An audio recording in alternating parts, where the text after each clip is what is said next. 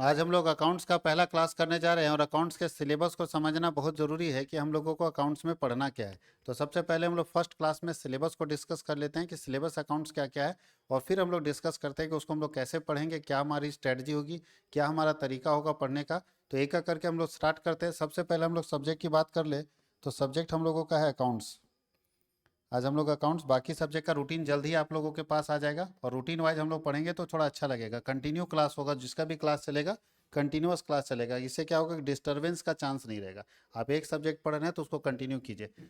Accounts अगर देखें तो अकाउंट्स में आप लोगों को जो एग्ज़ाम देना है ना, एग्ज़ाम आप लोगों को जो देना है अकाउंट्स में, वो देना है 20 मार्क्स, सॉरी 80 मार्क्स का। 80 नंबर का आपका अकाउंट्स का एग्ज़ाम होगा, 80 मार्क्स का। ठीक है,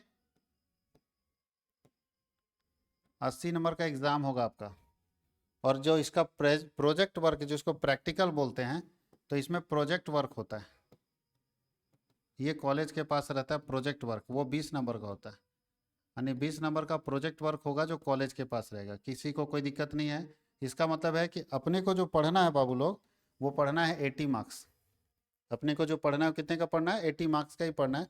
क्योंकि प्रोजेक्ट वर्क तो कॉलेज के जिम्मे है, वो अपना सब्जेक्ट है नहीं, तो प्रोजेक्ट वर्क कॉलेज के जिम्मे छोड़ देना है। अपने को 80 नंबर पढ़ना है, अभी उसको छोड़ दीजिए। 80 मार्क्स जो पढ़ना है उसमें दो पार्ट है,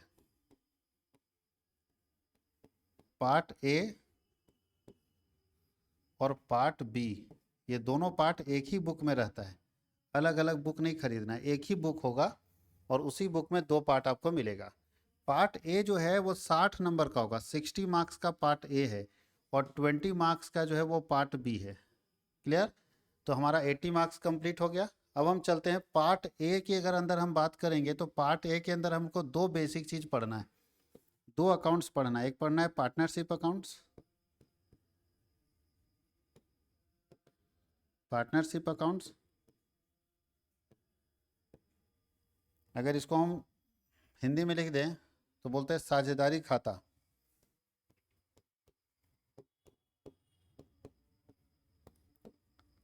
साझेदारी खाता, और दूसरा होता है कंपनी अकाउंट्स।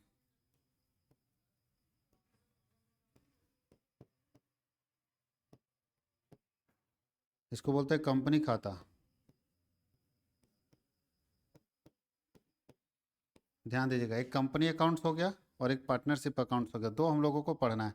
पार्टनरशिप अकाउंट्स जो है वो बाबू लोग 35 मार्क्स का आएगा, 35 नंबर का आएगा साझेदारी खाता से। और ये 25 मार्क्स का होगा, तो 60 नंबर हो गया ना। तो 35 और 25, 60 नंबर का, कहानी खत्म। पार्ट बी की जब हम बात करते हैं तो इसमें हमारे पास एक ही चीज़ पढ़ना है, वो है financial statement analysis. Financial statement analysis,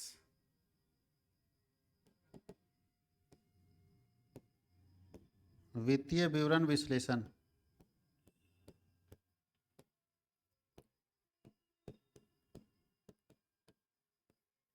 और इससे आएगा 20 मार्क्स का। यानी मोटा मोटी देखा जाए तो ये अपना सिलेबस है 20 मार्क्स का। यही है आपके एग्ज़ाम में क्वेश्चन पूछने का पैटर्न। अब आपको मार्किंग तो हम बता दिए, कौन कितने मार्क्स का आपसे पूछेगा, आप आसानी से उसको समझ सकते हैं। ये आपको बहुत अच्छे से समझ आ रहा होगा कि कौन कितने मार्क्स का आपको पूछने वाला है क्वेश्चन। पार्ट ए में कितना और पार्ट बी में कितने मार्क्स का पूछेगा, ये आप आसानी से देख सकते हैं, कोई दिक्कत नहीं है।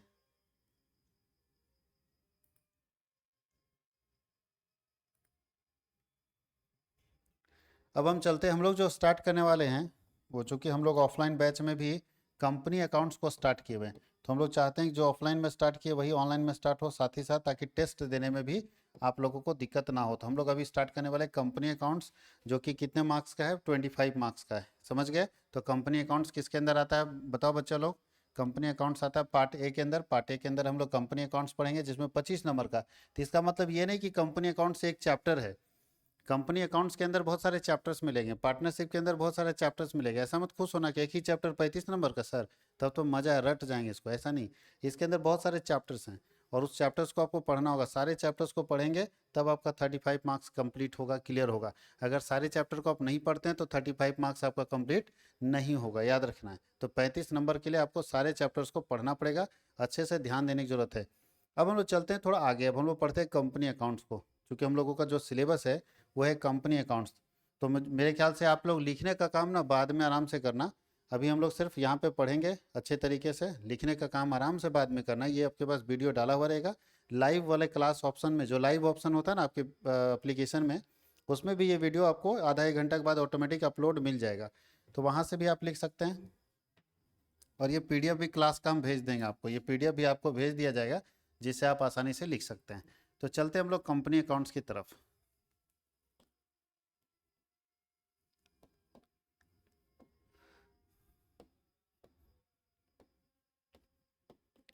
कंपनी अकाउंट्स का मतलब क्या है बोलो, कि कंपनी कैसे अपना खाता लिखता है, कंपनी के खाते। तो बेग बताइए कंपनी अपना खाता कैसे लिखेगा। तो कंपनी अकाउंट्स में आपको दो चीज़ पढ़ना है, कंपनी अकाउंट्स में आप लोगों को पढ़ना है दो चीज़। एक, कंपनी अपना पूंजी लाती कहाँ से, तो एक लाती है इशू ऑफ शेयर, शेयर बेचकर, हिस्सा बेच के कंपनी अपना पैसा राशि, अंशों का निर्गमन।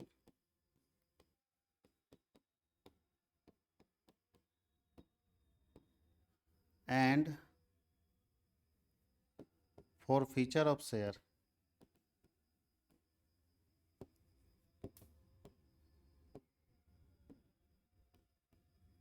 अंशों का जब्तीकरण।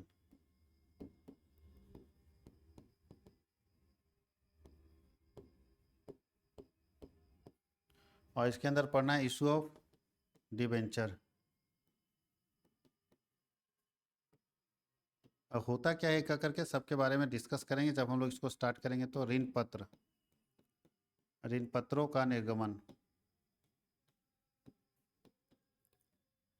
ऋण पत्रों का निर्गमन, इश्यू ऑफ डिबेंचर। यानी हम लोगों को कंपनी के अंदर दो चीज़ पढ़ना है, शेयर और डिबेंचर। अब शेयर डिबेंचर क्या होता है उसको पहले समझ लेते हैं बेसिकली, फिर हम लोग आगे बढ़ेंगे।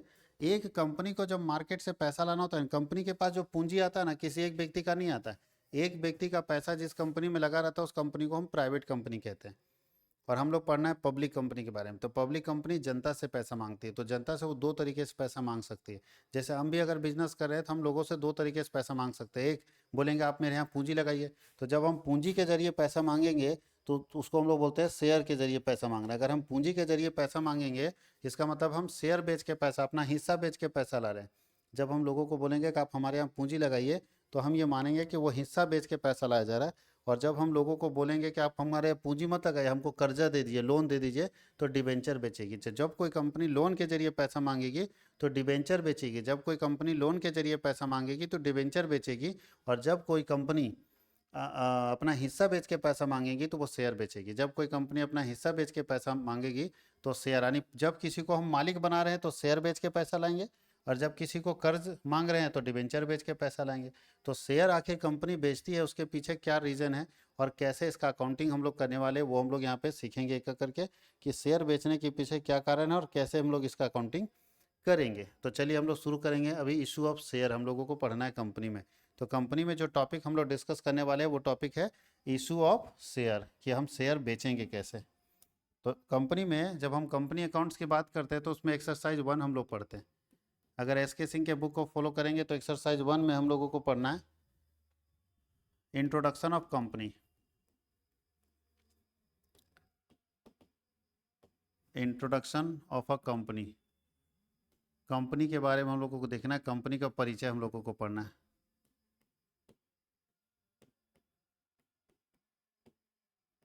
कंपनी का परिचय, इंट्रोडक्शन ऑफ अ कंपनी।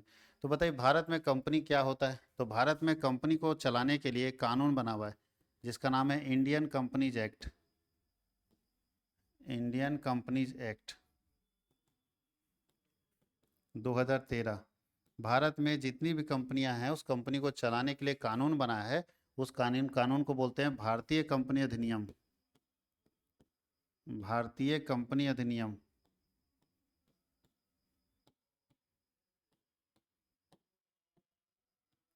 भारतीय कंपनी अधिनियम 2013 याद रखिएगा। अभी इसी कानून से हम लोगों को भारत में सारी कंपनियां चल रही है, इसी कानून से सारी कंपनियां चली। ये कानून इससे पहले 2013 से पहले चल रहा था 1956 का कानून। 2013 से पहले क्या चल रहा था? 1956, क्योंकि टाटा कंपनी तो बहुत पहले बना हुआ है, तो वो तो 2013 के कानून से नहीं बना है, वो उससे पहले भी बना है। तो जो कंपनी 2013 से पहले स्थापित हुई थी वो चलती थी 1956 वाले कानून से। इसका मतलब है इससे पहले जो भारत में कंपनी का कानून चलता था, वो कंपनी का कानून चलता था इंडियन कंपनीज एक्ट 1956, भारतीय कंपनी अधिनियम 1956। तो 2013 जो अभी चल रहा है इससे पहले 1956 चलता था। और पूछा जाएगा अगर आपसे एमसीक्यू क्वेश्चन में कि 2013 से पहले कौन सा कानून चल रहा था, तो 1956 वाला कानून चल रहा था। अभी कौन सा चल रहा है? तो अभी 2013 वाला चल रहा है। और ये भी पूछेगा कि सबसे पहले भारत में कौन सा कानून बना था, कब बना था? तो सबसे पहले कंपनी का कानून भारत में बना था 1850 में, याद रखिएगा। सबसे पहले कानून बना था 1850 में। उसके बाद कौन सा? 1956। और अभी कौन सा चल रहा है? 2013। तीनों क्वेश्चन क्लियर कर लेना है कि सबसे पहले 1850 में बना था भारत में। अब खुद सोचिए कि 1850 में तो हम लोग थे ही नहीं, ये तो अंग्रेजों का बनाया हुआ कानून है। हाँ, यहाँ पे हम लोग थे। 1947 में आज़ाद हुए। उसके बाद कभी कभी क्वेश्चन में क्या घुमा देता है जानते हो? आज़ादी के बाद पहला कानून कब बना था? बहुत बच्चा रट्टा मारता है कि पहला कानून तो 1850 में बना था। पूछा आज़ादी के बाद, तो आज़ादी के बाद 1947 के बाद तो 1956 ही न मारेंगे, तो 1956 मारना है। तो आज़ादी के बाद पहला कानून 1956 में, सबसे पहले कानून 1850 में, और अभी जो प्रेजेंट टाइम में चल रहा है वो 2013 है। तो हम लोगों को जो प्रोविजंस पढ़ने हैं, सारे रूल्स एंड रेगुलेशंस जो हम लोगों को पढ़ने हैं, वो कंपनी अधिनियम 2013 के पढ़ने हैं। तो कंपनी अधिनियम 2013 में जितने रूल्स एंड रेगुलेशंस लिखे हुए वो सारे हम लोगों को पढ़ने हैं 2013 के कंपनी के कानून के अनुसार। तो चलिए अब हम देखते हैं कि अगर ये कंपनी का कानून 2013 में पास हुआ तो कंपनी का परिभाषा क्या दिया। तो हम लोग परिभाषा लिख रहे हैं according to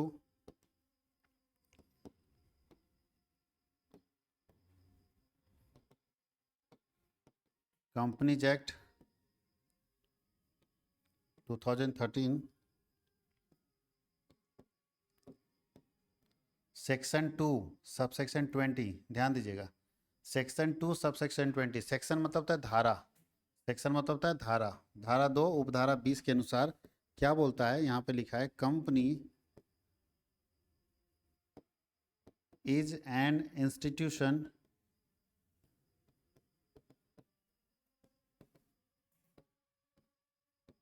which is incorporated under this act। This act मतलब समझ रहे हैं 2013, और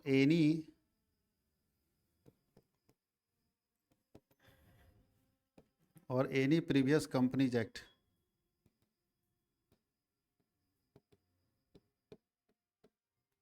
अब इसको हिंदी में लिखते हैं, भारतीय कंपनी अधिनियम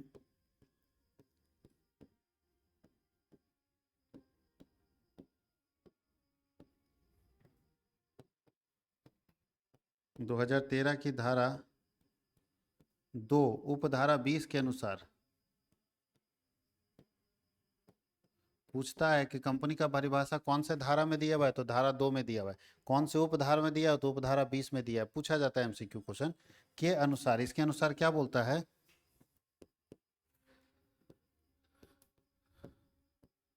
कंपनी का अर्थ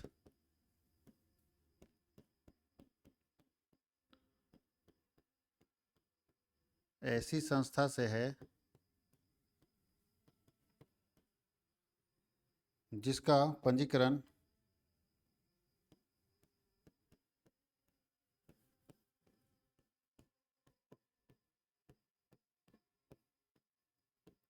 दो 2013 के कंपनी कानून से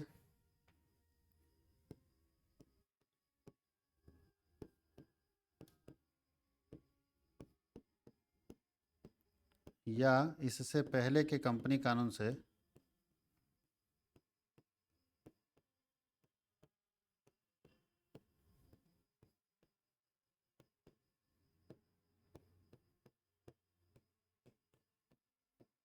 ये तो परिभाषा लिख दिया। अब इसको समझाते हैं।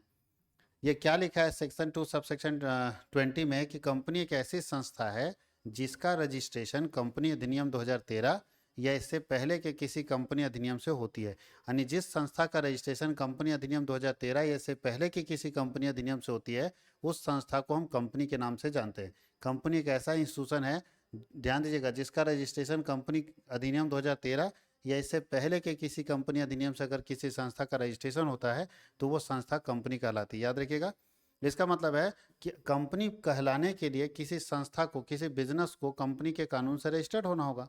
अगर कोई संस्था, मान लिया हमारा कॉमर्स वर्ल्ड हजारीबाग है, एक ट्यूशन है, अगर हम इसको कंपनी बनाना चाहते हैं तो कोई काम नहीं करना, सिर्फ एक काम करना है कि अपने ट्यूशन का रजिस्ट्रेशन हमको कंपनी अधिनियम 2013 से करा देना है।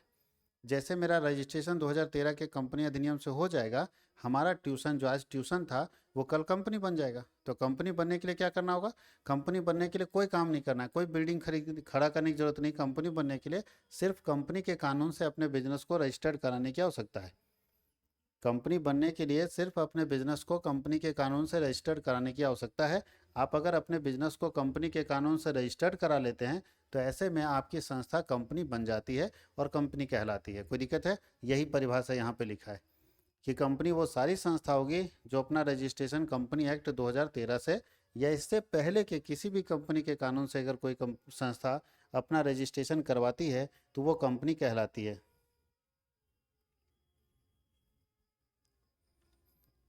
एक और परिभाषा हम लोग लिखेंगे जो नॉर्मल सिंपल परिभाषा होगा, वो भी हम लोग लिख लेंगे ताकि वो भी परिभाषा आप लोग याद कर ले आसानी से। मुझे लगता है ये तो आप लोग लिख लिए होंगे, यहाँ तक कंप्लीट हो गया होगा। एक और डेफिनेशन है जो हम लोग देख रहे हैं,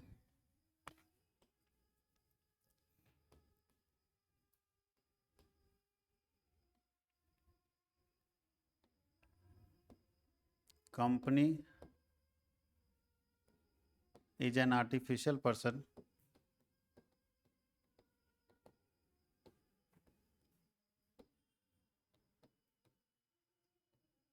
created by law.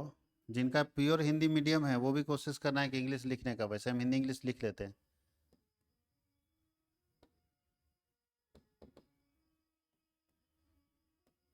Having separate legal entity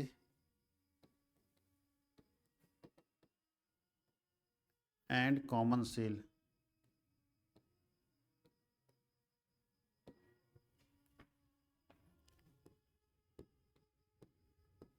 company एक कृत्रिम व्यक्ति है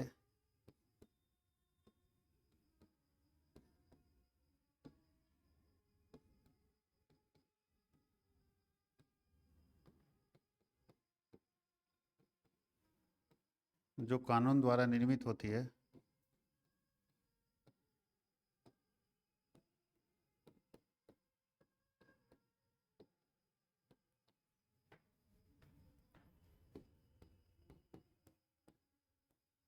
जिसकी अपनी सार्वमुद्रा होती है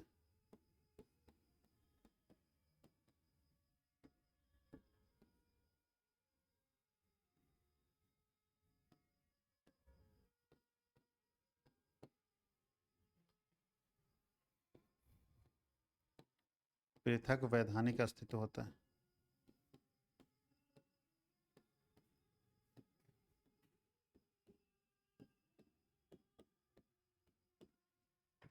पृथक वैधानिक अस्तित्व होता है। देख लीजिए, बोलता है कंपनी, क्या बोल रहा है इस सेंटेंस को समझेगा। बोलता है company is an artificial person. Company एक आर्टिफिशियल पर्सन। आर्टिफिशियल का मतलब क्या होता है कि कंपनी एक कृत्रिम व्यक्ति है, मानव द्वारा निर्मित व्यक्ति है। कंपनी मानव द्वारा क्या है? निर्मित व्यक्ति है, आर्टिफिशियल पर्सन है, क्रिएटेड बाय ह्यूमन बींग है। कोई ना कोई इंसान ही ना कंपनी को बनाया। कैसे बनाया इंसान भाई? कोई मिट्टी से तो नहीं बनाया। तो कैसे बनाया? तो लिखा है क्रिएटेड बाय लॉ, जो कानून से बनती है। कंपनी एक मानव निर्मित व्यक्ति है, कंपनी को कोई ना कोई मानव बनाता है। कैसे बनाता है? कानून से बनाता है। जिसकी अपनी सार्व मुद्रा होती है, सेपरेट लीगल एंटिटी, जो जिसका पृथक वैधानिक अस्तित्व होता है। सेपरेट लीगल एंटिटी का मतलब है कंपनी और मालिक दोनों अलग अलग माना जाता है। कंपनी अलग होता है और मालिक अलग होता है, उसी को हम लोग बोलते हैं सेपरेट लीगल एंटिटी। कंपनी और मालिक दोनों है, अलग अलग पर्सन माना जाता है। और साथ ही साथ जिसका क्या है? कॉमन सील है, जिसके पास अपनी अपना कॉमन सील है, जिसको बोलते हैं सार्व मुद्रा, मुहर समझते हैं ना, मुहर को हम लोग कॉमन सील बोलते हैं।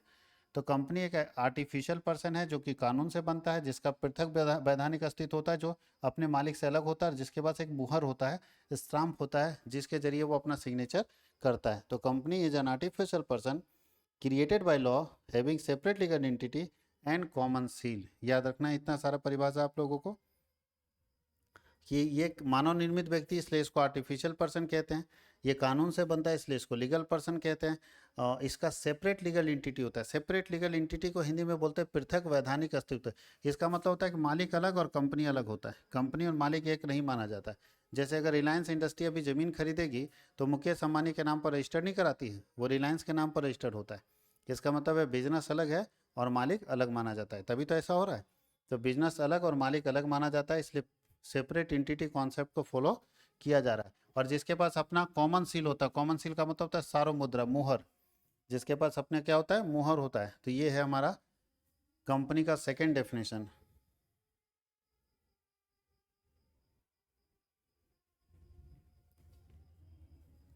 अब हम लोग देखेंगे कंपनी का फीचर्स क्या क्या है, कौन कौन सी विशेषताएं कंपनी में पाई जाती हैं। तो 4-5 फीचर्स देख लेते हैं, फीचर्स ऑफ अ कंपनी।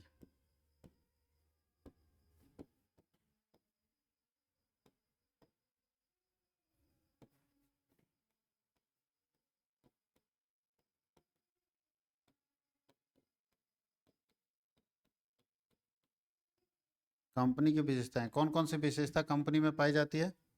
तो सबसे पहला विशेषता क्या है, 3-4 तो यहाँ यहीं पे लिखा हुआ है। पहला विशेषता आर्टिफिशियल पर्सन। आर्टिफिशियल पर्सन, इसको हम लोग बोलते हैं कृत्रिम व्यक्ति, बोल सकते हैं इसको कृत्रिम।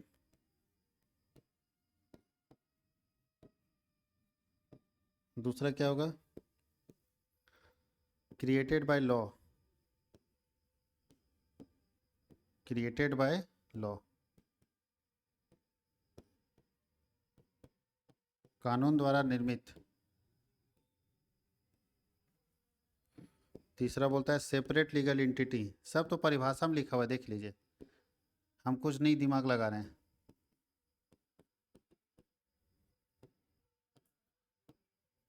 पृथक वैधानिक अस्तित्व।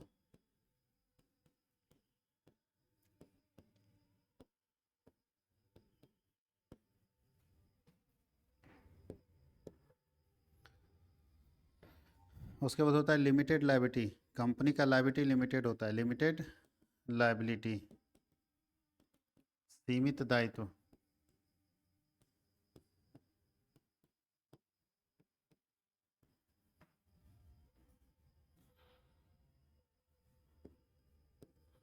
कॉमन सील,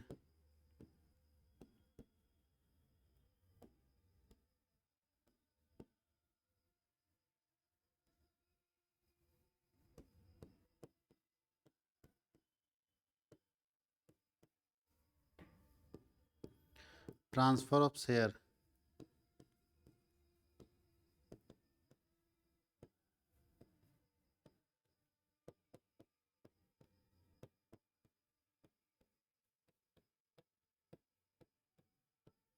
चलिए एक एक करके समझते हैं सबको, सारे पॉइंट को समझने का प्रयास करते हैं।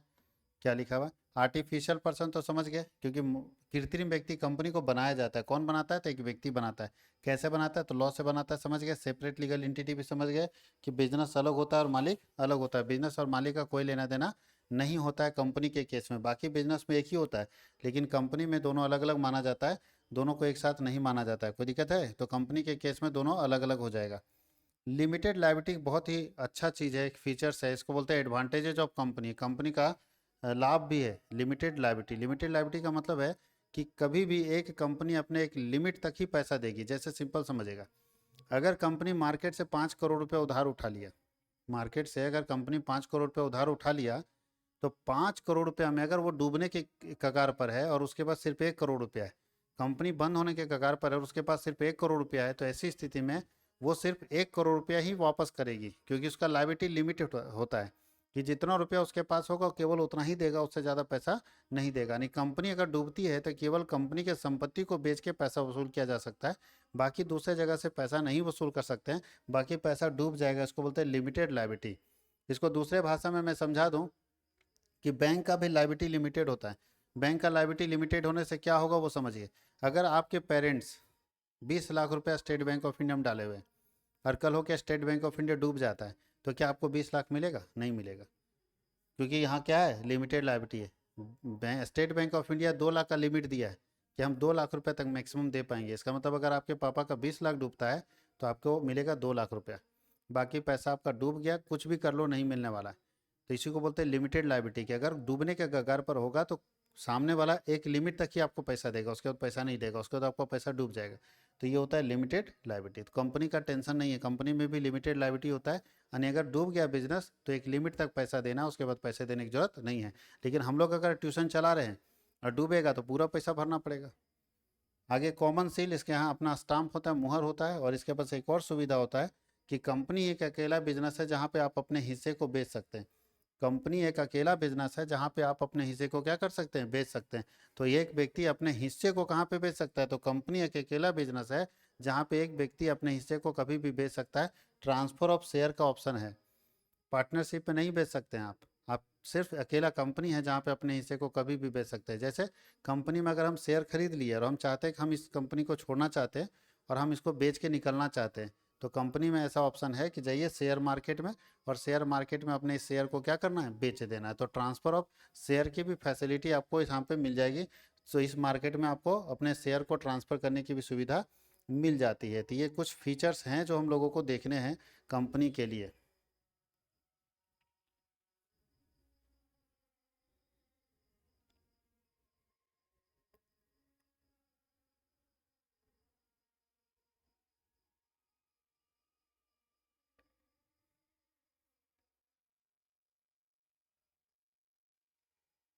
अब हम लोग देखेंगे कि कंपनी टाइप्स कितने प्रकार की, कंपनी कितने प्रकार की होती है, टाइप्स ऑफ कंपनी की बात हम लोग करते हैं कि कंपनी कितने प्रकार की होती है।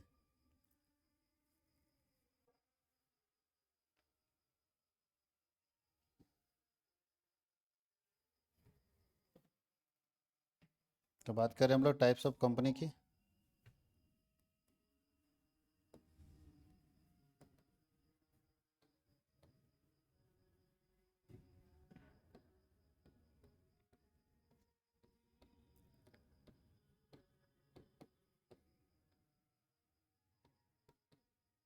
कंपनी के वैसे बहुत सारे टाइप्स हैं, जो हम लोगों को पढ़ना है सिर्फ हम उसके बारे में बात करते हैं।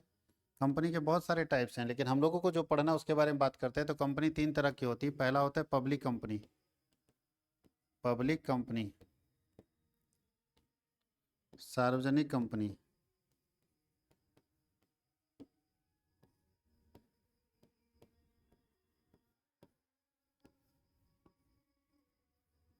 दूसरा होता है प्राइवेट कंपनी।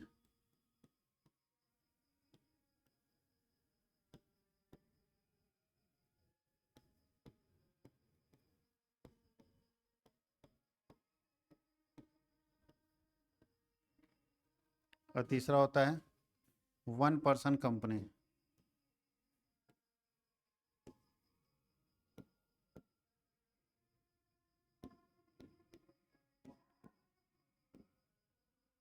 एक व्यक्ति company.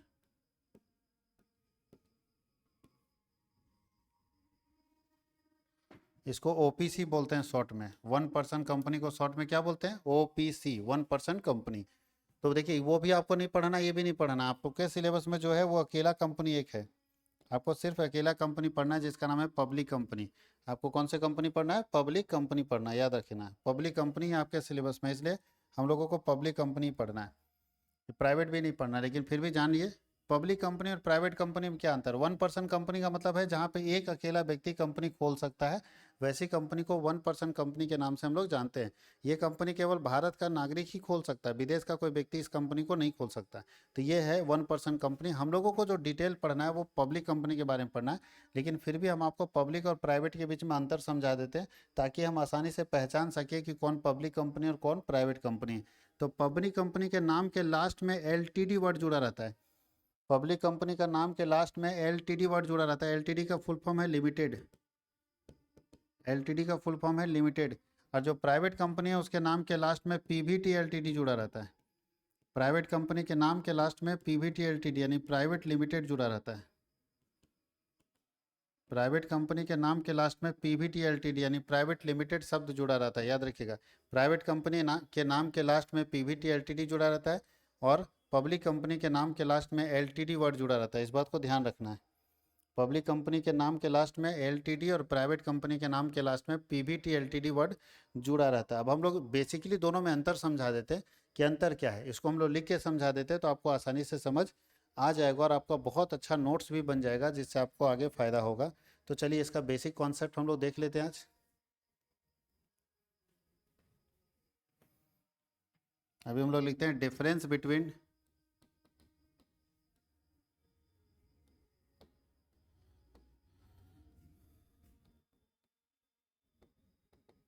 Public company and private company.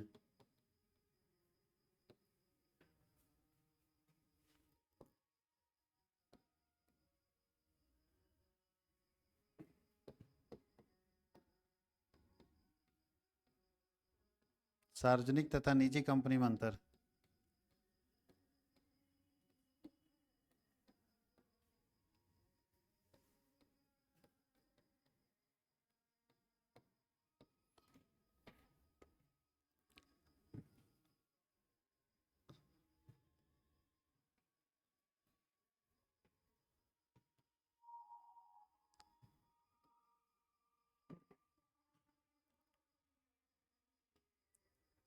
यहाँ आता है बेसिस ऑफ डिफरेंस।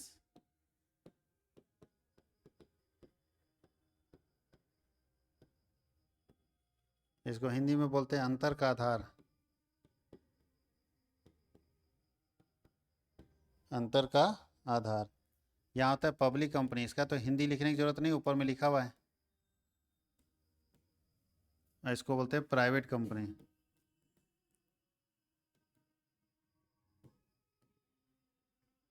इसका हिंदी ऊपर में लिखा है। प्राइवेट कंपनी को निजी कंपनी बोलते हैं, पब्लिक कंपनी को सार्वजनिक कंपनी बोलते हैं। तो चलिए सबसे पहला लिखेंगे अंतर का आधार, इसलिए कि किस आधार पर दोनों में अंतर कर रहे हैं। तो सबसे पहला है number of member. Number of member, सदस्यों की संख्या के आधार पर।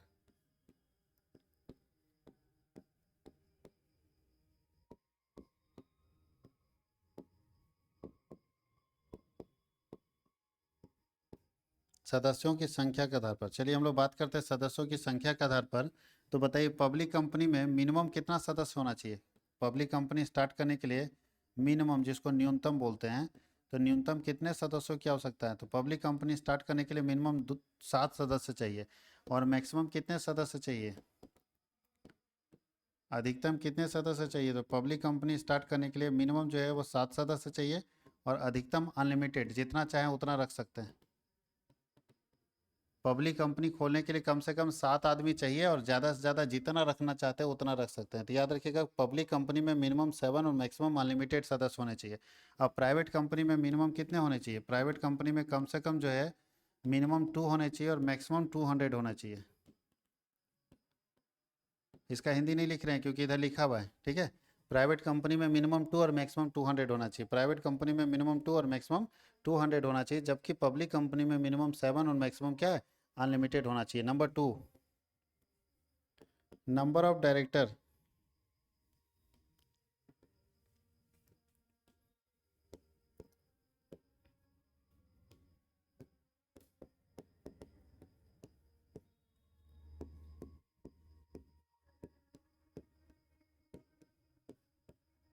संचालकों की संख्या।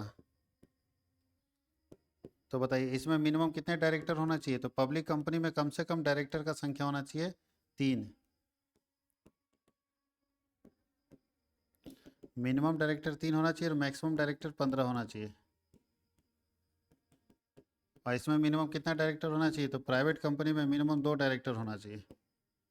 मिनिमम 2 डायरेक्टर और मैक्सिमम कितना डायरेक्टर होना चाहिए, मैक्सिमम 15 डायरेक्टर होना चाहिए, याद रखिएगा।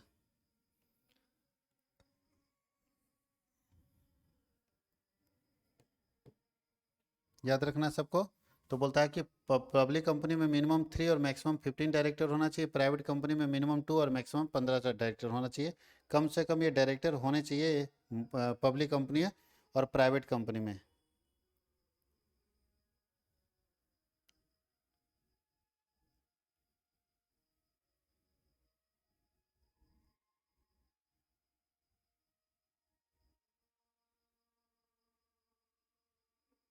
तीसरा हम लोग अंतर लिख लेते हैं।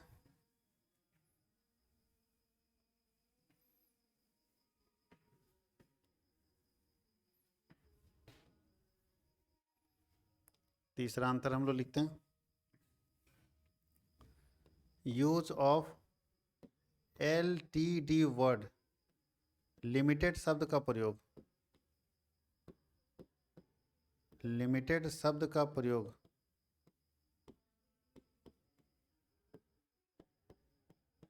बोलता है कि पब्लिक कंपनी अपने नाम के लास्ट में LTD वर्ड यूज करता है। पब्लिक कंपनी अपने नाम के लास्ट में LTD वर्ड यूज करता है और प्राइवेट कंपनी अपने नाम के लास्ट में PVT LTD वर्ड यूज करता है। प्राइवेट कंपनी अपने नाम के लास्ट में PVT LTD वर्ड यूज करता है और पब्लिक कंपनी अपने नाम के लास्ट में LTD वर्ड यूज करता है, लिमिटेड। तो जो भी पब्लिक कंपनी होगी उसके नाम के लास्ट में लिमिटेड शब्द लिखा रहता है और जो प्राइवेट कंपनी है उसके नाम के लास्ट में PVT LTD यानी प्राइवेट लिमिटेड शब्द लिखा रहता है। इससे भी पहचान सकते हैं कि कौन कंपनी पब्लिक कंपनी और कौन सी कंपनी प्राइवेट कंपनी है। कोई दिक्कत है किसी को? उसके बाद है issue of share, issue of share, कौन शेयर बेच सकता है? अंशों का निर्गमन,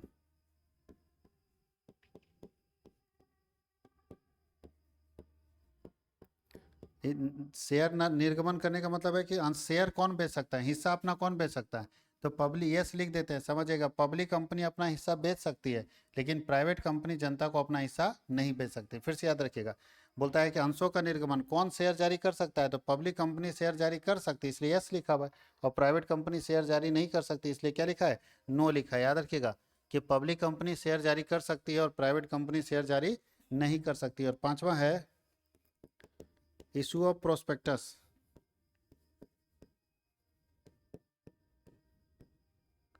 प्रविवरण जारी करना,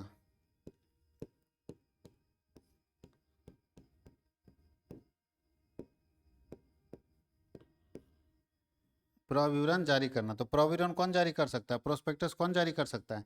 तो ये भी लिख देते हैं कि जो एक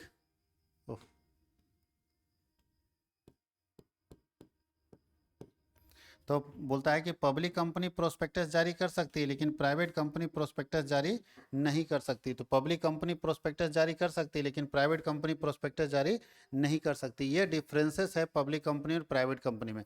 इसका मतलब है कि प्राइवेट कंपनी जनता से पैसा नहीं मांग सकती है, जनता से पैसा मांगने का अधिकार केवल पब्लिक कंपनी को है। इसीलिए हम लोग जो चैप्टर पढ़ रहे हैं उसका नाम है इशू ऑफ शेयर। एक कंपनी अपना हिस्सा बेच के पैसा मांगती है। तो सवाल ये आता है कि एक कंपनी अपना हिस्सा बेच के जनता से पैसा कौन मांग सकती है? तो जो जनता से पैसा मांगने वाली कंपनी है उसका नाम है पब्लिक कंपनी। इसीलिए हम लोगों को पब्लिक कंपनी पढ़ना है क्योंकि यही है जो जनता से पैसा मांग सकती है। प्राइवेट कंपनी जनता से पैसा नहीं मांग सकती। इसीलिए हम लोगों को जो पूरा अकाउंटिंग पढ़ना है, पूरा लेखांकन पढ़ना है, पूरा हिसाब किताब जो लिखना सीखना है वो सीखना है पब्लिक कंपनी का, सार्वजनिक कंपनी का। यानी सार्वजनिक कंपनी के हिसाब किताब को लिखने के लिए हम लोग सीखेंगे और ये पढ़ना है हम लोगों को पब्लिक कंपनी का हिसाब किताब लिखना। ये हम लोग बेसिक कंपनी के बारे में डिटेल देख लिए कि कंपनी क्या है, कितने प्रकार की होती है, उसका विशेषता क्या है, ये हम लोग देख लिए। अगले क्लास में हम लोग डिस्कस करेंगे important documents of a company. एक कंपनी का इंपॉर्टेंट डॉक्यूमेंट्स क्या होगा, जो हम लोग अगले क्लास में डिस्कस करने वाले हैं। यहाँ तक में अगर किसी को दिक्कत है तो आप पूछोगे क्वेश्चन।